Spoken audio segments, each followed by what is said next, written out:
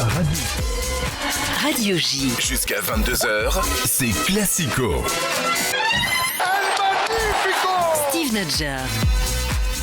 Bonsoir à toutes et à tous et merci d'être avec nous pour cette nouvelle édition de Classico spécial mondial, émission évidemment largement consacrée à la qualification de l'équipe de France pour les quarts de finale de la Coupe du Monde où les Bleus affronteront samedi prochain l'Angleterre. Et pour ce faire, je suis entouré par un casting 2 voire 3 étoiles et d'abord par Alex Darmon. Bonsoir Alex. Bonsoir Steve, bonsoir à tous.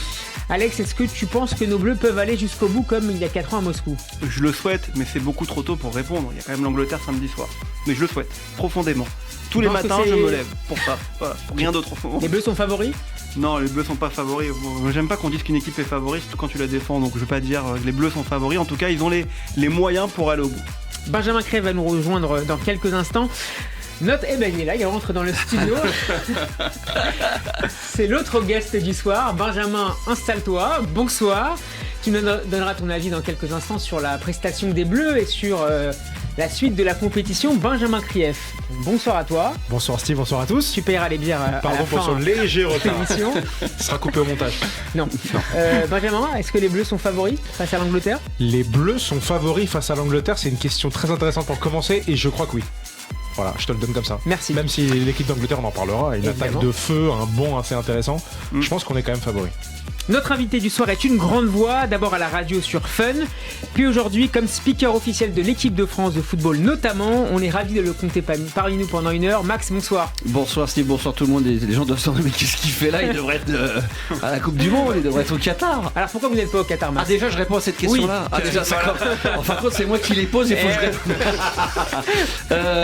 Pourquoi je devais... Alors d'abord j'ai eu le plaisir déjà de faire 2 Coupes du Monde, le Brésil et la Russie, donc j'ai déjà pu faire une finale de Coupe du Monde, la commenter sur un bord terrain. Et je n'ai pas pu y aller parce que ça tombait en hiver et qu'au départ j'ai dit oui. Et on travaille en duo avec maintenant Pauline, avec qui je co-anime maintenant les matchs de l'équipe de France. Et je me suis très vite aperçu en ayant raccroché que c'était pendant l'été quand on m'a contacté pour ça, que j'avais, comme je travaille aussi pour le PSG, pour l'équipe féminine, pour le hand et pour plein d'autres activités, que ça ne s'arrêtait pas contrairement à l'été. Donc je lui ai dit écoute, mais une option, on sait jamais, si je peux pas y aller, c'est toi qui iras à ma place. Et très vite je me suis aperçu que ça allait être compliqué de pouvoir y aller et de me faire remplacer sur toutes mes activités. Voilà, donc du coup je lui ai proposé gentiment de le faire à ma place. Elle s'éclate. Moi je l'ai tout le temps en WhatsApp, elle s'éclate. Les terrains sont magnifiques, l'ambiance est dingue, les stats sont ouf. Donc voilà, elle profite et j'espère qu'elle aura la chance de faire comme moi, d'animer une finale de Coupe du Monde. Comment c'était justement à Moscou, il y a 4 ans, pour la finale en particulier ? C'est extraordinaire, c'est extraordinaire de pouvoir aller là-bas, de voir comme ça monter petit à petit les supporters, la ferveur, et puis de se retrouver à un moment donné sur une finale de Coupe du Monde.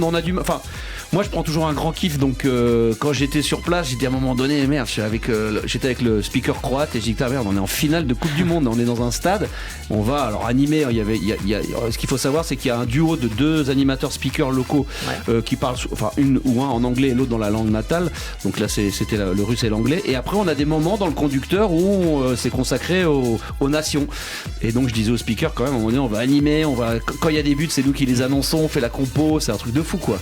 Et à chaque fois que je voyais les buts arriver les uns derrière les autres, j'ai dit putain on va être champion du monde, je suis sur bord terrain, je me suis fait un kiff de ouf. C'est génial. Et je suis rentré le lendemain, et quand tu es dans l'avion, que tu rentres chez toi et après tu pars en vacances avec tes enfants, t'es content de les retrouver parce que ça fait un mois que t'es parti. L'aventure est longue, surtout dans des pays comme ça, c'est un peu comme les États-Unis, tu traverses, c'est comme si tu traversais 4 fois la France quoi. Quand tu vas de Saint-Pétersbourg à Moscou, c'est un truc de ouf, mais une fois que t'es rentré, tu dis merde, j'ai fait la finale de la Coupe du Monde. Vous n'aviez plus croisé les joueurs après le sacre ? Alors très rapidement, parce que c'est quand même très sécurisé, il faut pas ça, c'est pas non plus, on n'est pas au Stade Charletti, sans faire offense au Stade Charletti que je connais très bien. Non, c'est très sécurisé. Tu penses bien que non, on est vraiment placé. Alors ça m'est arrivé de croiser comme ça physiquement des joueurs ou Didier Deschamps du regard comme ça très rapidement. Mais voilà, chacun son boulot. Moi, quand on est comme ça, on est contacté. C'est la FIFA qui contacte toutes les fédérations nationales qui ont des speakers pour savoir s'ils peuvent être là. Et après, de toute façon, t'es géré par ou l'UEFA quand j'ai fait l'Euro ou la FIFA. Donc tu n'as plus entre guillemets rien à voir avec la Fédé quoi. Chers auditeurs, Classico est à suivre sur radioj.fr et en vidéo sur Twitter. Émission également disponible sur la page YouTube de Radio J. Classico saison 3 épisode 79, c'est parti. Radio J. Radio J. Jusqu'à 22h, c'est Classico. Radio J. Steve Nadjar.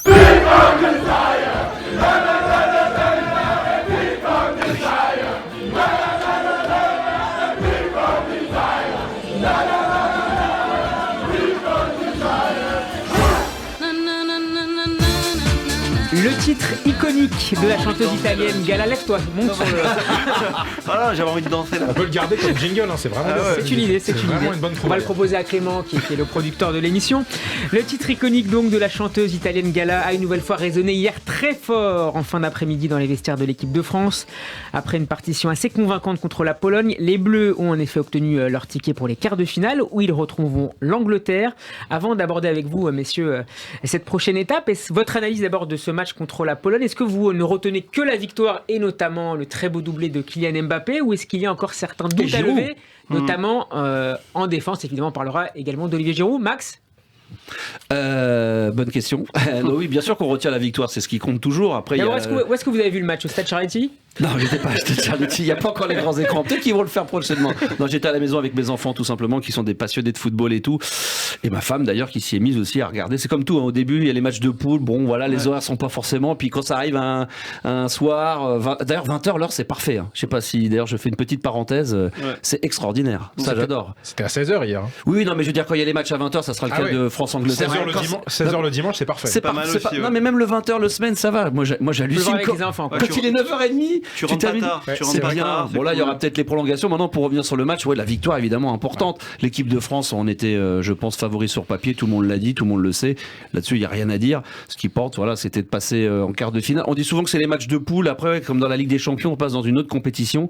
On reviendra sur l'Angleterre. Je pense que c'est maintenant, vraiment, avec l'Angleterre, qu'on va rentrer vraiment dans le très, très haut level, comme la Ligue des Champions, quoi, comme quand tu arrives en quart de finale, où il y a des chances de retrouver quasiment les meilleures équipes. L'Argentine, le Brésil, il y a l'Angleterre, il y a la France. Pour l'instant, il n'y a pas de grosse surprise pour le début de ces huitièmes. L'Allemagne éliminée quand même. Pour la phase de poule, mais pour les début des huitièmes ce week-end. Non. Benjamin, Alex? Je pense qu'on n'a pas beaucoup tremblé hier. Il y a eu un moment effectivement où à 0-0 Hugo Lloris fait une belle parade. Magnifique. Koundé qui est pris sur le côté. Ils ont eu 15-20 minutes les Polonais où ils ont vraiment bien exploité leurs forces et nos faiblesses du coup. Mais mis à part ça, il y avait quand même un sentiment, je pense, de supériorité de l'équipe de France. Dès qu'on a marqué le premier but, il n'y avait plus vraiment de débat. On a des forces assez impressionnantes devant, au milieu de terrain. Alors après, oui, on va pouvoir parler de la défense. On verra ce que ça va donner contre l'Angleterre notamment, mais en tout cas devant et au milieu de terrain on a des forces qui sont là aussi assez impressionnantes et on a évidemment un joueur stratosphérique donc ça fait toute la différence. Je me souviens plus à quel moment a été marqué le premier but, je crois que c'est quasiment à la fin de la première période. 43. Ouais, donc ça, c'est ce qu'il peut y avoir de plus dur parce que quand tu joues contre l'équipe de France, les Polonais, peut-être 0-0 à la mi-temps. Il y a toujours 50-50 même si mais quand tu prends un but, quand tu sais que ça va être compliqué, comme tu dis, une fois le premier but marqué, tu sais qu'il y a une grande sénérité. On est serein, on est bien. 1-0 à la mi-temps. Puis le but, il est beau. Hein. Tu sens que ça va dérouler. Comment il est construit, tu vois qu'ils sont sur deux. Juste une précision, Free From Desire de Gala, c'est aussi la chanson de la sélection anglaise. Hein. Donc samedi soir, il risque d'y avoir de deux autres sélections. J'aime quand il nous apporte. Donc ça veut dire que samedi soir, il risque d'y avoir dans le stade une grosse ambiance autour de Gala. Je sais pas si elle sera là, en tout cas, sa chanson sera présente. Le match hier, il était super. Enfin, c'est un super match, c'est une super équipe. Bien évidemment, on va parler de la défense parce que c'est un peu pour moi le maillon faible. Le maillon faible. Il y a un milieu de terrain, Tchouaméni, Rabiot, qui est franchement Tchouaméni, moi je trouve qu'il monte à chaque match, il monte son niveau. C'est le taulier. C'est celui qui a joué le plus de minutes. Il a commencé titulaire. Pour moi, le taulier, c'est le Duc. C'est le Duc. Non, mais Tchouaméni, c'est celui qui a joué c'est le seul qui a commencé les 4 matchs, je crois, et c'est le seul et c'est celui qui a joué le plus de minutes. Donc c'est intéressant quand même. Je suis d'accord, mais le taulier aujourd'hui qu'on monte, qu'on descende, c'est Mbappé. Je veux dire, Mbappé sur un match, il te fait la différence à lui tout seul. Son deuxième but, tu l'as dit, stratosphérique. Le mot, je ne sais même pas s'il est suffisant.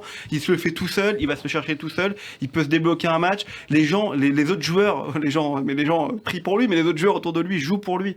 Donc c'est ça qui est assez exceptionnel. Malgré une première mi-temps en demi-teinte. Et on s'en fout parce que ça veut dire que sur une action. On s'en fout lui de première mi-temps en demi-teinte. C'est marrant, première mi-temps en demi-teinte. Le mec il fait une passe décisive, on dit qu'il fait une première mi-temps en demi-teinte. Je veux dire, on lui demande pas de courir dans tous les sens. On lui demande de faire l'action au moment juste. Il l'a fait, mais de but derrière. Ce que tu dis, Alex, si tu me permets, c'est partiellement vrai. Tu dis que l'équipe de France joue. Je t'en prie, ça me fait plaisir. Non, mais tu dis que l'équipe de France joue pour lui, mais moi ce que je trouve intéressant, c'est que justement on a d'autres cordes à notre arc en fait, parce que Griezmann. T'as du danger par Griezmann, t'as du danger par Giroud qui, quoi qu'il arrive, est toujours bien positionné, t'as du danger par Dembélé. Dembélé qui est quand même assez bon, il provoque sur le côté droit. Donc t'as vraiment aux 3 postes de l'attaque, il y a danger quoi. Et c'est ça qui est super intéressant parce qu'après ça crée des espaces pour Mbappé. Et là quand il est comme ça sur son côté gauche, pied ouvert à la Thierry Henry, c'est le meilleur joueur de la planète. Il y a pas de débat quoi. Clairement c'est le meilleur joueur. Max, pour toi aussi, pour vous aussi le meilleur joueur du monde. Oui, clairement. De toute façon il est dans le top 3. De toute façon les 3 ce qu'on attend. C'est dommage que d'ailleurs pour cette Coupe du Monde, j'espère qu'il va revenir parce que moi qui bosse aussi avec le Paris Saint-Germain et qui adore les joueurs comme Messi et Neymar, j'espère qu'on va le retrouver. Mais c'est vrai qu'on a la chance encore aujourd'hui d'avoir dans cette Coupe du Monde les 3 meilleurs joueurs de la planète qui pour l'instant répondent présents. Alors c'est vrai qu'il est stratosphérique, Mbappé, mais quand je vois aussi Messi, voilà, il arrive à débloquer la situation dans des moments difficiles. On l'attend. Neymar, je pense que voilà, quand il sera là, ça va être encore une autre équipe du Brésil qui peut faire peur également. Mais oui, moi j'ai la chance d'aller au parc tout le temps et de le voir et c'est phénoménal.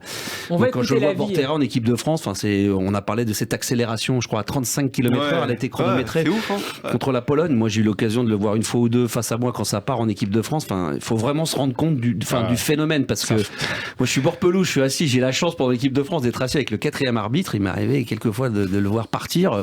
Il n'est pas le seul, mais franchement c'est ouf. Est-ce que vous avez déjà vu un joueur de ce niveau avec ce style-là? Il fait peut-être penser au Brésilien Ronaldo dans son explosivité, sa puissance. Honnêtement, je suis pas assez expert pour dire que ça n'existe pas un joueur comme lui, ça n'a pas existé. Non mais dans des souvenirs, je sais pas, moi il me fait penser à Ronaldo.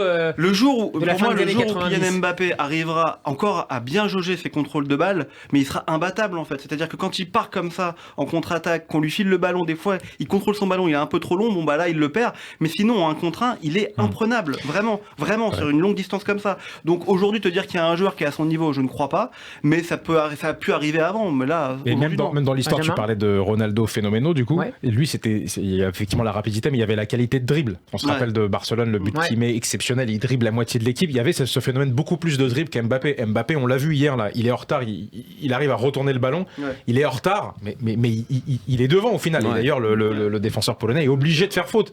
C'est des qualités de vitesse comme ça, moi j'ai pas souvenir. Après, il y a des joueurs qui sont peut-être un peu moins rapides, mais comme Messi par exemple, et une fois qu'il est parti, alors peut-être un tout petit peu moins maintenant parce qu'il a peut-être un peu moins l'âge, mais il est quand même assez phénoménal. Mais quand même, quand on l'a connu à la période, la grande période de Barcelone, moi à chaque fois que j'étais devant mon poste et que je le voyais partir, pareil, c'est un autre gabarit, c'est un autre style, c'est peut-être moins rapide en vitesse pure, mais une fois que c'est parti avec le ballon collé au pied, ça va extrêmement vite. Donc ces joueurs-là sont très difficilement arrêtables, quoi. On va écouter l'avis de l'un des futurs adversaires des Bleus samedi, l'anglais Jude Bellingham. Il était au micro hier soir de nos confrères de beIN Sport. C'est probablement le meilleur joueur du monde actuellement. Avec 1, 2 ou 3 autres avec vous. Non, mais certainement. J'ai vu qu'il a tellement de talent dans cette équipe et on est impatient et on veut les tester. Je veux tester contre ce genre d'opposition. Mais je pense que ça sera un grand match. Merci beaucoup. Il en est déjà à 5 buts et 2 passes décisives en 4 matchs. Il a déjà inscrit 9 buts sur 2 Coupes du Monde. On le compare au roi. Pelé. Est-ce que c'est une comparaison qui vous paraît... Il a battu le record là, de moins de 24 ans, d'avoir marqué les 9 buts. Pelé est à 7, je crois. Henry était à 3 et Messi et Ronaldo à la même époque étaient à 2 ou 1. Donc c'est ça, c'est le phénomène de précocité, quoi. C'est ça qui est complètement meilleur dingue. buteur de la Coupe du Monde en plus. Il est parti pour. Et hier, comme l'a dit Deschamps, je crois, sur le record de Giroud, effectivement, lui-même ouvre la porte à Mbappé en disant il y en a un à côté de moi qui va sans doute battre le record et de manière très. Est-ce qu'il en est combien là, 28, 30, 32, quasiment la moitié du record à 23 ans, c'est hallucinant. Ce qui est hallucinant, c'est que ce sont des buts magnifiques. Vraiment, je veux dire, c'est pas des buts qui sont des buts, un but reste un but de renard de surface. C'est-à-dire que c'est des buts où il va chercher face au cage, il te la met sous la barre. Le deuxième but, il te l'enroule. Tu sais pas d'où il le sort. Il a moi, Urban, j'ai jamais fait ça. En match d'élimination directe, qui aussi montre son caractère décisif. D'ailleurs, on voit le but face à la Pologne, on s'attend à ce qu'il ouvre complètement le pied extérieur et tout. Et même en face de lui, il a quand même l'un des meilleurs gardiens qui était considéré comme le meilleur gardien de la Coupe du Monde à un moment donné. Le mec, il lui met à l'envers. Il bouge pas. C'est exactement ça. Appuis, il est pris à contre-pied. C'est-à-dire que le mec, il a encore le réflexe, il prend son temps, il regarde, il analyse toutes les situations et en un quart de seconde, et le mec, il se retrouve à bluffer tout le monde, quoi. Est-ce que vous êtes encore surpris par lui ? Toujours. Franchement, quand son deuxième but hier, cette frappe qui a, je crois, plus de 130 km/h, je crois, hier, c'est ce qui était indiqué dans l'équipe. Parce que la frappe est belle. Elle est incroyable, elle est plein centre, en fait, sous la barre. Il a une palette quand il est dans cette position, il peut tout faire. Pour les gardiens, c'est injouable. Il peut la mettre pied ouvert, il l'a mis pied fermé plusieurs fois avec le Paris Saint-Germain. Là, il la met finalement assez axiale, mais à une puissance telle et sous la barre. il a une palette qui est vraiment impressionnante. Moi, j'espère juste qu'il n'y ait pas d'excès de confiance, mais je pense pas, quand on est un champion de son calibre, il n'y a pas d'excès de confiance, on se prépare pour ces matchs-là. Il le dit, c'est ce qu'il a dit. Non, mais il le revendique, il dit voilà, moi je suis là pour battre des records, je suis là pour gagner la Coupe du Monde. Ça, il affiche tout de suite ce qu'il a envie. Enfin, moi je trouve ça extraordinaire. Moi, je vois à titre personnel, je suis incapable de pouvoir faire un centième, même de dire voilà, tiens, je vais réussir là, je vais faire une émission de radio, je vais tout cartonner, je vais être le numéro 1, machin, etc. Lui, il le dit, il le revendique, et moi je trouve ça absolument phénoménal. Sa maturité vous étonne? Ah oui, mais moi je suis. Il n'a que 23 ans. Je suis totalement scotché. Alex, qu'est-ce que tu faisais à 23 ans? Dis-nous. Oh là là, 23 ans. On veut pas savoir. À 23 ans, j'étais sur scène, je faisais les premières parties d'humoriste, mais j'étais pas aussi mature que lui. Bon, après, j'étais quand même pas mauvais. T'écoutais la radio libre? J'écoutais la radio. Non, 23 ans, c'était trop tard, Max. C'est ça, pour déconner. C'était à 12-13 ans que je t'écoutais, mais bon, je me repassais tes émissions. Ah bon, merci, t'es gentil, ouais. Non, mais cassette.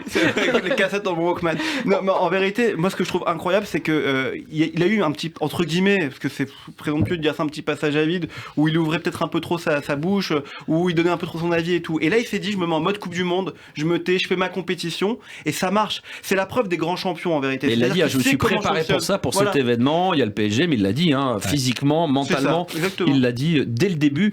Je suis venu pour ce truc-là et pas pour faire du quart de finale, pour la gagner, quoi. Et ça, faut être fort de le dire. S'ils vont pas au bout, bah évidemment, moi le premier, ça va m'emmerder, parce que j'ai envie que l'équipe de France gagne tout.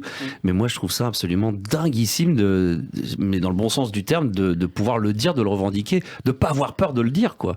Moi, je trouve ça génial, quoi. Moi, c'est assez américain dans cette manière d'affirmation des choses, des ambitions. C'est vrai que moi, Michael Jordan, que je connais bien. Il y a qu'une seconde. Non, moi je trouve ça phénoménal. Il a rendu hommage à un joueur de NBA.